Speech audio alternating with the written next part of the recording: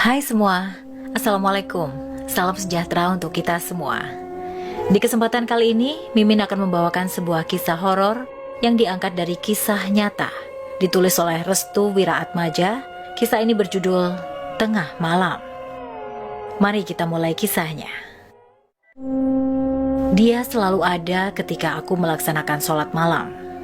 Dia bukan manusia. Kisah ini diadaptasikan dari seorang santri asal Brebes, Jawa Tengah. Pada tahun 2017, di gelapnya malam dan redupnya lampu kamar, tampak seorang santri asal Brebes sedang melakukan sholat di kamarnya. Dia memang sudah terbiasa melakukan sholat malam dengan tujuan agar pelajaran yang dipelajari di pesantren bisa cepat paham. Saat itu hanya dia seorang yang terbangun. Namanya Robi. Dia tipe orang yang bodoh amat dan tidak terlalu mempedulikan sekelilingnya ketika dirinya sedang sholat. Hari itu terasa beda manakala ia menemukan bercak darah di lantai kamar. Darah itu milik salah satu santri yang mungkin saja sedang terluka karena penyakit gatal-gatal. Penyakit santri itu sangat lumrah dan hampir mengenai seluruh santri. Apalagi santri yang baru masuk pesantren. Penyakit ini dipercaya sebagai awal masuknya ilmu yang dipelajari di pesantren. "Getih sopo iki? Darahnya siapa ini?" tanya Robi sambil menengok kanan, kiri, sekitar kamarnya. Dia tak menemukan satu santri pun yang sudah terbangun. Karena tidak ada tanda-tanda bahwa darah itu milik salah satu santri, akhirnya Robi segera membersihkan darah itu karena dinilai najis dan harus disucikan. Setelah selesai, dia pun menggelar sajadah dan bersiap-siap untuk sholat. Namun tampak dari belakang ada orang yang lewat dengan menggunakan kain putih. Robi langsung menengok ke arah belakang. "Sopo kui? Siapa itu?" tanya Robi. Tak ada jawaban, tak ada yang menyahut. Robi kira itu adalah para pengurus yang sedang usil mengganggu kekusukan dirinya. Robi pun kembali menghadap kiblat dan bersiap untuk melaksanakan sholat. Namun begitu ia mengucapkan kalimat Allahu Akbar, Robi mendengar suara hembusan nafas berat di belakangnya. Robi masih berpikiran positif bahwa itu adalah suara santri yang sedang tidur, karena dia tahu suara itu sekilas mirip suara ngorok anak-anak santri pada umumnya. Namun begitu ia ruku, suara hembusan nafas itu semakin kuat dan membuat Robi merinding. Baru kali ini ia merasa terganggu akan suara aneh itu. Biasanya ia hanya bersikap skeptis, bodoh amat, manakala ada yang mengganggunya sedang sholat. Allahu Akbar. Robi melakukan iktidal. Ia berdiam sejenak karena sedang melakukan tumakninah. Lambat laun suara itu mendekati telinganya dan terdengar sangat jelas. Suara itu membuat seluruh tubuh Robi merinding dengan seketika. Ia pun tetap tenang. Ia tetap melanjutkan sholatnya dengan melakukan sujud. Ketika ia mengangkat kepalanya dan hendak duduk di antara dua sujud, tiba-tiba dari arah depannya muncul sosok kuntilanak dengan wajah yang telah hancur dan mendebarkan bau yang sangat busuk. Robi terkejut dan berlari terbirit-birit melihat sosok kuntilanak itu persis berada di hadapannya. Sejak saat itu Robi jatuh sakit.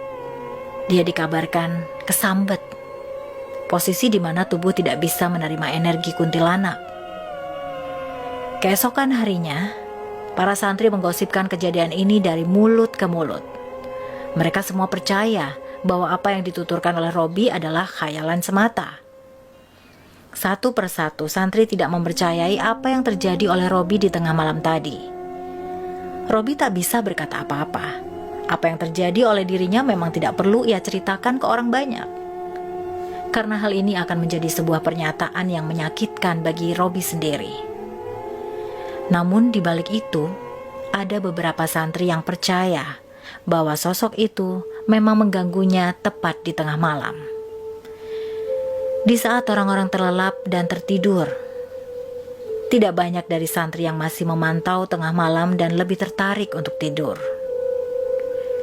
Beberapa santri itu diantaranya Faiz dan Dani. Mungkin baru 2 orang yang merasakan hal ini. Selepas ba'da Isya, keduanya menemui Robi dan hendak ingin berkata jujur kepadanya.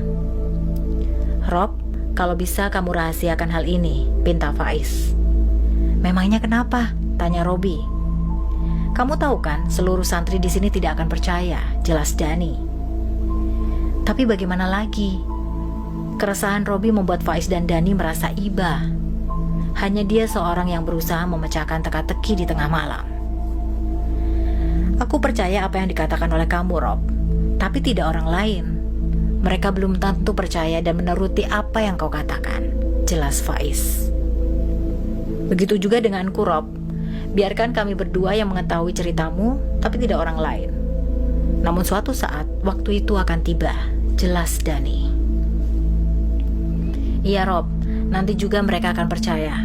Kamu tahu, di pesantren kami bukan sosok itu saja yang menjadi pengganggu," jelas Faiz. "Maksudnya ada lagi?" tanya Robi.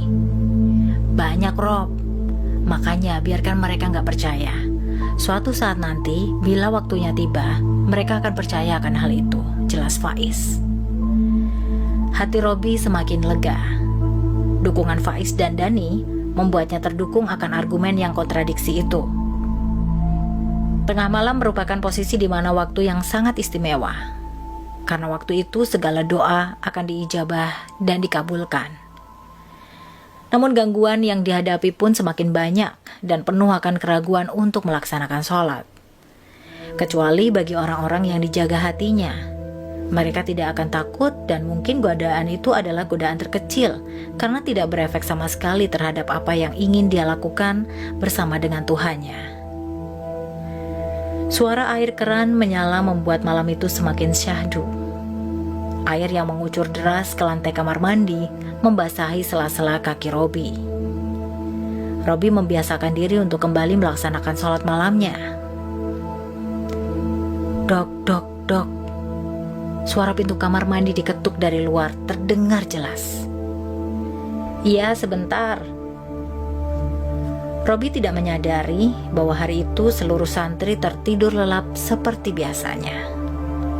Dia adalah tipe orang yang tidak sama sekali mempedulikan hal mistis yang berusaha memasuki lini kehidupannya. Robi membuka pintu kamar mandi dan yang terjadi adalah, "Kok nggak ada orang?" tanya Robi. Suara langkah kaki meninggalkan tempat berwudu terdengar jelas. Robi berjalan perlahan untuk melihat siapa yang menyalakan air keran untuk berwudu yang belum dimatikan. Dan Robi memanggil nama kedua temannya itu, Dani dan Faiz. Namun tak ada sahutan sama sekali. Dia berjalan lagi menuju ke arah musola. Kali ini Robi tidak ingin sholat di kamar, melainkan mencoba untuk khusyuk dan melaksanakan sholat malam di musola. Robi menggelar sajadah. Kejadian barusan yang terjadi di kamar mandi telah menghilang dari pikirannya. Allahu Akbar. Robi melakukan takbiratul ihram. Dia mendekap kedua tangannya di dada bagian kiri dengan kuat. Air wudhu yang menetes dari wajahnya membasahi sajadah. Rokaat pertama ia lakukan sholat rasa sejuk dan nyaman. Di rokaat kedua setelah ia membacakan surat Al-Fatihah, ia membaca surat An-Nas dengan suara yang lirih. Minal jinnati wan nas. Tepat di lafaz itu, ada suara anak kecil tertawa tepat di belakangnya.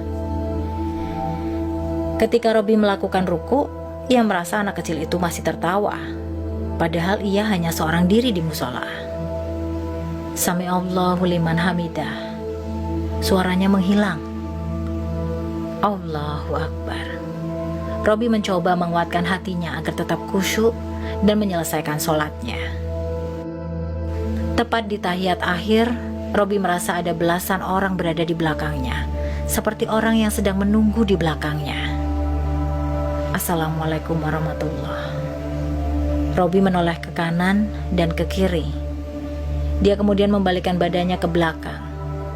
Dan ternyata Telah berjejer banyak sosok di luaran musola dengan wajah, bentuk, dan pakaian yang aneh. Astagfirullah, la haula wala quwata illa billah. Robi menutup matanya sebentar lalu membukanya lagi. Belasan sosok itu hilang. Perasaan Robi menjadi was-was. Dia masih belum mengerti siapa sosok itu sebenarnya. Yang dipikirkannya saat itu adalah memohon kepada Allah Subhanahu wa Ta'ala agar dijauhkan dari mara bahaya dan gangguan-gangguan yang bisa saja menjatuhkannya. Sebelum azan subuh menggema, para santri sudah terbangun. Dani dan Faiz sudah menunggu Robi di dekat kamar mandi. "Rob, kamu dari mana saja?" tanya Faiz. "Ada apa emang?" tanya Robi. Salah satu kodam Pak Kiai, santri yang bertugas membantu keluarga Kiai, melihat sosok itu. Robi segera menemui Ali, kodam Pak Kiai. Ali ditemukan masih berdiam diri di dalam kamar sambil menutup kepalanya. "Li, kamu kenapa?" tanya Robi. "Kamu yang undang-undang dia ke sini," ucap Ali. "Maksudnya?" tanya Robi. "Sosok itu datang lagi. Dia adalah penghuni pesantren ini." Robi masih belum paham dengan apa yang dikatakan oleh Ali terhadapnya. "Sosok itu muncul tepat di kamar Nyai. Kamu ndak tahu kan, dia itu sudah sering kali menghantui pesantren ini," jelas Ali. "Mak, maksudmu kuntilanak itu?" tanya Robi. Ali bangkit dari duduknya dan memegangi kerah baju Robi. "Hentikan sholat malammu," jelas Ali. "Maksudnya apa?" tanya Robi sambil melepaskan kedua tangan Ali. "Aku bilang hentikan sholat malammu. Mereka semua datang. Pesantren ini bisa diteror," ucap Ali. Robi masih belum mengerti kenapa hanya di pesantren ini sholat malam dilarang. "Aku tak takut dengan setan itu. Setan itu musuh yang nyata. Kenapa kita harus takut?" ucap Robi. Ali kemudian memegangi kepalanya. Robi yang bebal dan belum mengerti akan maksud Ali membuat Ali sangat kesal. Tiba-tiba pengurus keamanan datang. "Hei kalian, kenapa masih ada di sini? Subuh sudah lewat dari tadi," teriak pengurus itu sambil mengerahkan tongkat dengan panjang 1 meter. "Bukan gitu mas, kami," ucap Robi. "Halah, alasan. Cukup, turun." Robi dan Ali turun ke bawah untuk melaksanakan sholat subuh. Dani dan Faiz mengintip tingkah mereka berdua yang sangat mencurigakan. Selesai sholat, keduanya, Robi dan Ali, disidang di tempat pengurus. "Kenapa kalian telat subuhan?" tanya Ustadz Miko. "Maaf Ustadz, tadi kami habis bahas tentang sosok wanita yang meneror pesantren ini 2 tahun yang lalu," ucap Ali. "Sosok wanita? Yang mana?" tanya Ustadz. Robi menyimak perkataan mereka berdua. "Sosok wanita yang telah membongkar pagar gaib dan menyebarkan penyakit gatal ke seluruh santri. Baru-baru ini Robi mengundangnya kembali," jelas Ali. Ustadz Miko menatap wajah Robi. Tampak wajah Robi yang kebingungan. "Tapi Ustadz, sejak kapan sholat malam dilarang? Jika memang karena setan itu, kenapa tidak kita lawan? Bukankah setan adalah musuh yang nyata bagi kita semua? Kenapa iman kita selemah itu?" ucap Robi. Prak! Tamparan keras mengenai wajah Robi. "Ustadz," ucap Robi, "kamu santri baru kan?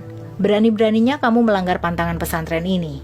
Kita memang boleh melaksanakan sholat malam, tapi tidak di tempat ini.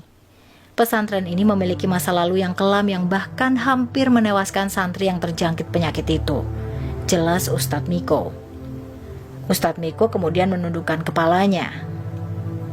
"Ustadz, apa karena itu Ustadz menampar saya? Apa karena saya melanggar pantangan itu?" tanya Robi.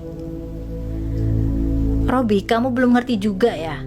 Sosok itu bahaya," jawab Ali.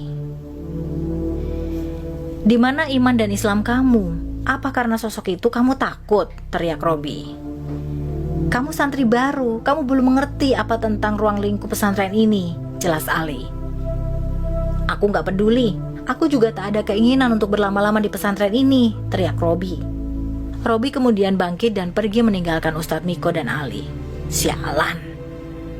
"Udah Li, hentikan." "Tapi Ustadz, biarkan dia beradaptasi dengan pesantren ini. Bagaimana dengan Nyai? Tanya Ustadz Miko. Nyai baik-baik saja Ustadz. Terus jaga dia. Siap Ustadz. Siang harinya, Robi membereskan semua baju yang ada di lemarinya. Hal ini membuat Dani dan Faiz kebingungan. Mau kemana kamu? Tanya Dani. Aku mau boyong, jelas Robi. Faiz langsung mendekati Robi dan melemparkan semua baju-baju yang ada di dalam tas. Apa maksudmu? Robi marah melihat Faiz membuang seluruh bajunya.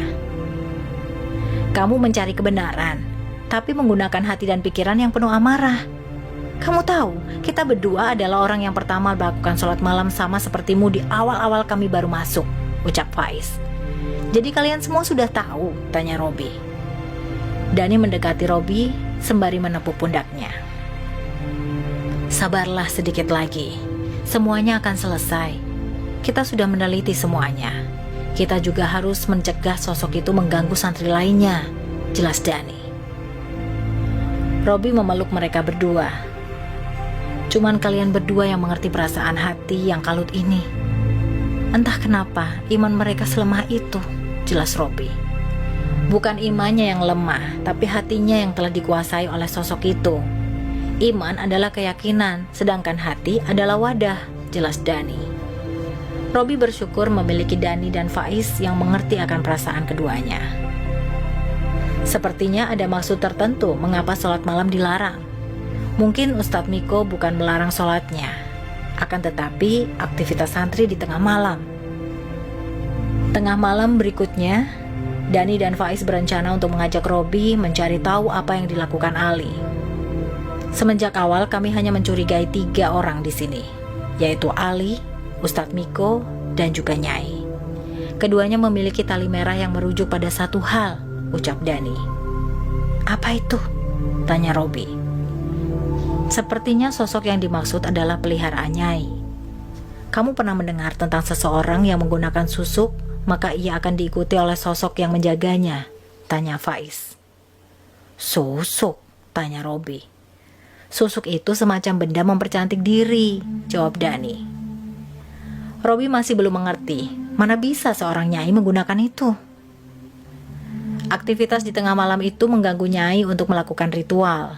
Pernah ada wali santri yang membawakan pisang untuk Nyai, lalu pisang itu dilemparkannya, ucap Faiz. Kenapa emangnya dengan pisang? Tanya Robi. Pisang itu adalah makanan pantangan bagi pengguna susuk.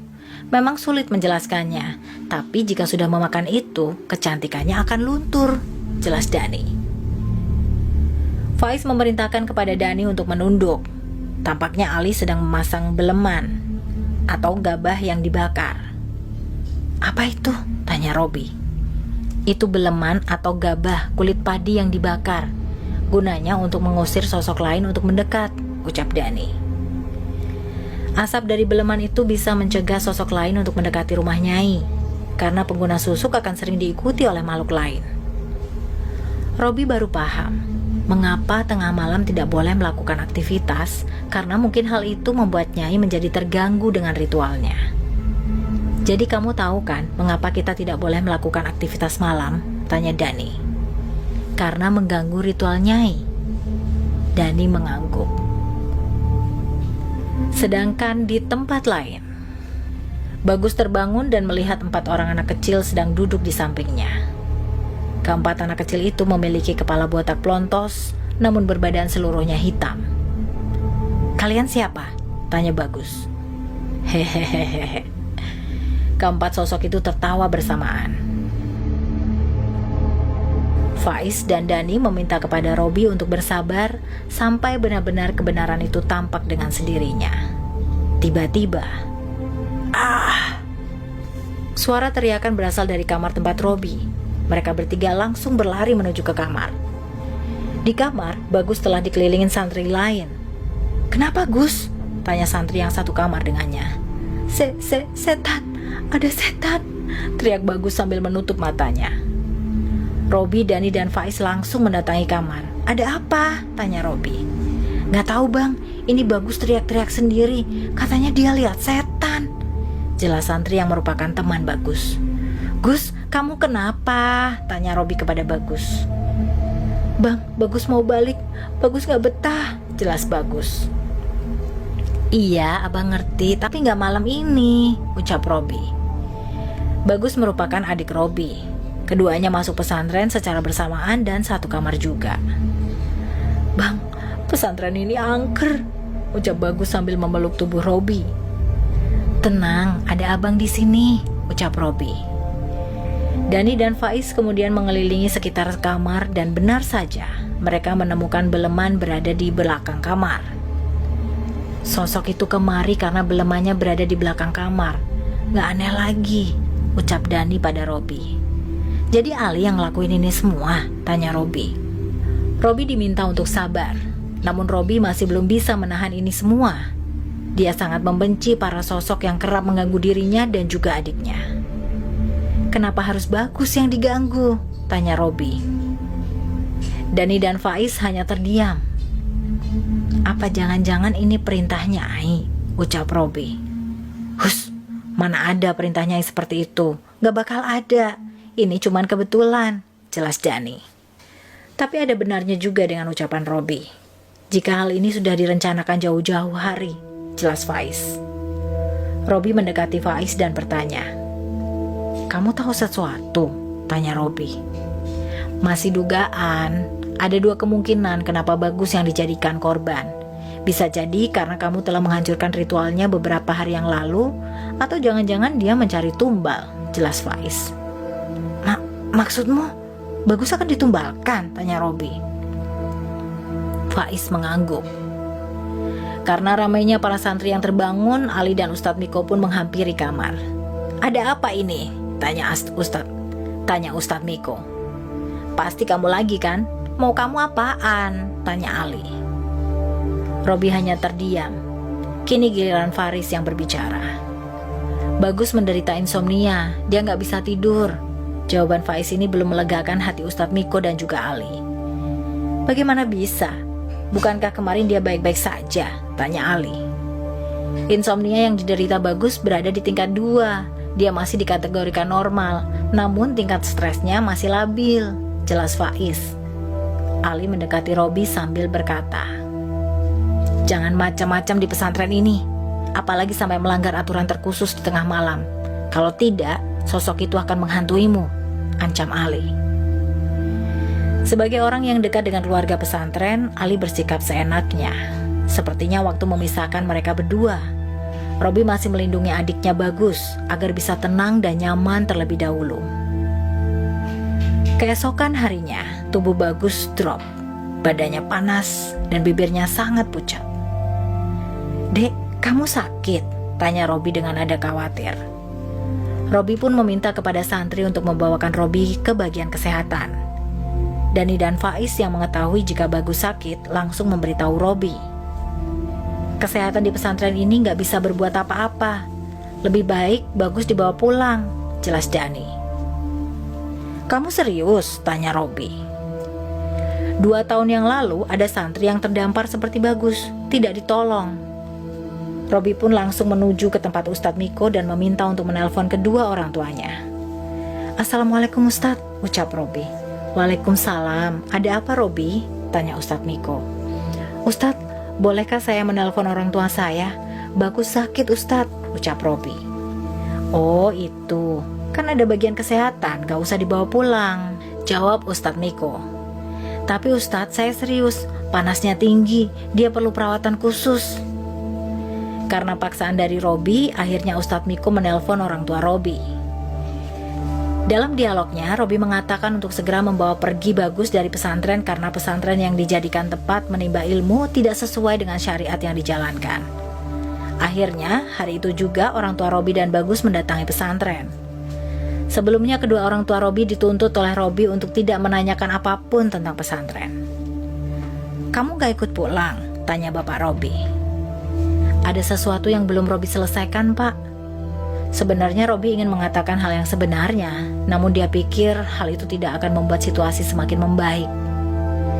Setelah Bagus dibawa pulang ke rumah, persepsi miring pun bermunculan.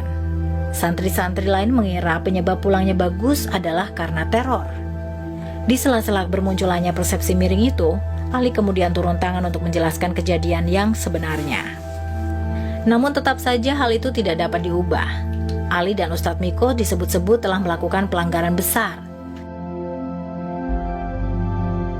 Malam harinya, seluruh santri menuntut penjelasan yang bisa diterima oleh akal dan nalar mengenai teror yang mengenai Bagus.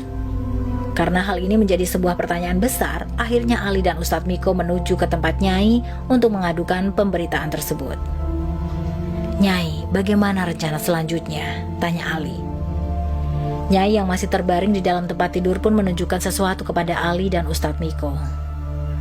"Ada apa, Nyai?" tanya Ali. "Sosok itu ingin membunuhku," jelas Nyai. Ali dan Ustadz Miko langsung bangkit dan berusaha mencari sosok yang dimaksud di sekitaran kamar. Tiba-tiba, seluruh alat penerangan di seluruh pesantren saat itu juga mati total. Teriakan demi teriakan para santri membuat Ali dan Ustadz Miko resah. Duk, duk, duk. Ada suara aneh yang muncul di dekat lemari kamar Nyai. "Mas, itu suara apa?" tanya Ali. Ustadz Miko menyuruh Ali untuk selalu berada di dekat Nyai, sementara sosok itu telah waktunya untuk mengambil kembali apa yang diambil oleh Nyai. "Sosok itu ada di sini, lindungi Nyai," ucap Ustadz Miko. Nyai menutup wajahnya. Dia tahu incaran sebenarnya sosok itu adalah susuk yang dikenakan oleh Nyai. Sosok itu bermaksud ingin mengambil alih tubuh Nyai. Karena sejatinya orang yang menggunakan susuk akan direbut tubuhnya dengan sosok yang mengikutinya. Ustadz Miko mendekati lemari itu dan suara itu kemudian terhenti dengan sendirinya. "Alhamdulillah," ucap Ustadz Miko.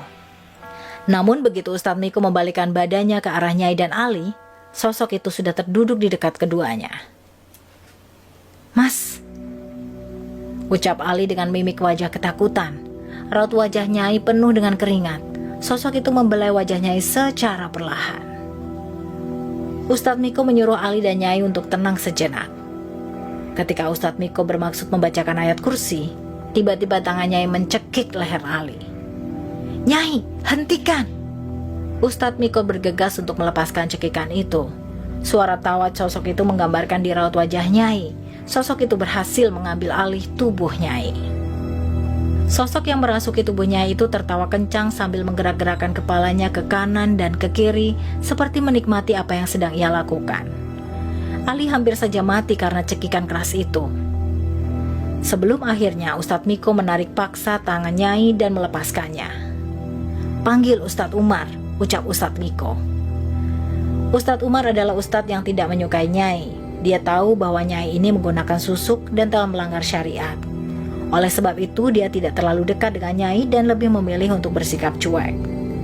Ali dengan terpaksa memohon-mohon kepada Ustadz Umar untuk menolong Nyai. "Ustadz, tolong bantu Nyai," ucap Ali. "Bantu apa?" tanya Ustadz Umar. "Nyai kerasukan." "Kerasukan sosok yang mendiami susuk itu?" tanya Ustadz Umar. Iya Ustadz, biarkan saja, itu tulahnya. Tapi Ustadz, siapa yang memulai? Dia yang harus bertanggung jawab penuh akan resikonya. Ustadz Umar tidak peduli dengan permohonan Ali. Namun di sisi lain, Ustadz Umar juga merasa kasihan dengan Nyai karena jalan sesatnya yang ia pilih. "Ustadz, saya mohon, ambilkan sorbanku di lemari." "Baik Ustadz." Akhirnya Ustadz Umar menuju ke tempat Nyai. Di sana Nyai sedang melempar-lemparkan seluruh barang-barang miliknya. Santri yang mendengar keributan itu langsung mencoba menghentikan Nyai. Namun Ustadz Miko tidak ingin jika santri-santri terkena sasaran. "Tutup pintunya." Para santri terpaksa menutup pintu rumah Nyai dan membiarkan Ustadz Miko menghentikan pergerakan Nyai. Tidak lama kemudian Ustadz Umar datang. Ali menyuruh salah seorang santri untuk membukakan pintu. Setelah pintu terbuka, Ustadz Umar terkejut dengan berserakannya banyak pecahan gelas dan piring di lantai. Ustadz Umar memandangi wajah Nyai yang masih dikuasai sosok itu. Dia pun menyuruh kepada Ustadz Miko dan Ali untuk menutup semua pintu dan jendela. Alhasil, sosok itu terkunci di dalam ruangan. Setelah selesai, Ustadz Umar langsung melakukan ruqyah terhadap Nyai. Sosok yang merasuki Nyai ini adalah seorang wanita berumur ratusan tahun. Dia mendiami susuk yang terkandung di dalam wajah Nyai. "Ikat dia di kursi," jelas Ustadz Umar. Ali dan Ustadz Miko pun mengikat Nyai dengan sekuat tenaga. Setelah usai diikat dengan kuat, Ustadz Umar membacakan beberapa ayat ruqyah. Bersamaan dengan itu, Nyai berteriak kencang. Dari wajahnya pula keluar benda-benda kecil yang diyakini sebagai susuk yang tertanam di dalam diri Nyai. Belum usai sampai di situ, sosok yang merasuki Nyai keluar dan mencoba untuk kabur. Ustadz Umar menyuruh kepada Ali dan juga Ustadz Miko untuk menjaga Nyai. Ustadz Umar kemudian mengejar sosok itu hingga ke jendela dekat pohon. Namun sayang, sosok itu menghilang. Akan tetapi Nyai masih belum sadarkan diri. Susuk yang berada di dalam dirinya belum keluar sepenuhnya. Tengah malam itu juga seluruh santri dikumpulkan di depan rumah Nyai dan diminta bersamaan untuk membacakan ayat kursi secara bersama-sama. Dengan sekejap susuk itu keluar. Saat itu juga Nyai terbebaskan dari gangguan sosok yang disebut-sebut sebagai penjaga susuk itu. Keesokan harinya, Faiz, Robi, dan Dani dipanggil menuju tempat Ustadz Umar. Mereka bertiga ditunjukkan benda yang bernama susuk itu. "Kamu tahu apa yang terjadi jika seseorang menggunakan susuk?" tanya Ustadz Umar. Ketiganya terdiam. Mereka akan diikuti oleh sosok yang mengerikan, sama halnya dengan perbuatan yang dilarang agama lainnya. Setiap sesuatu hal yang kita lakukan pasti ada resikonya. Tidak memandang dia agamis atau tidak, setan masih terus menggodanya hingga lupa terhadap Tuhan. Tamat.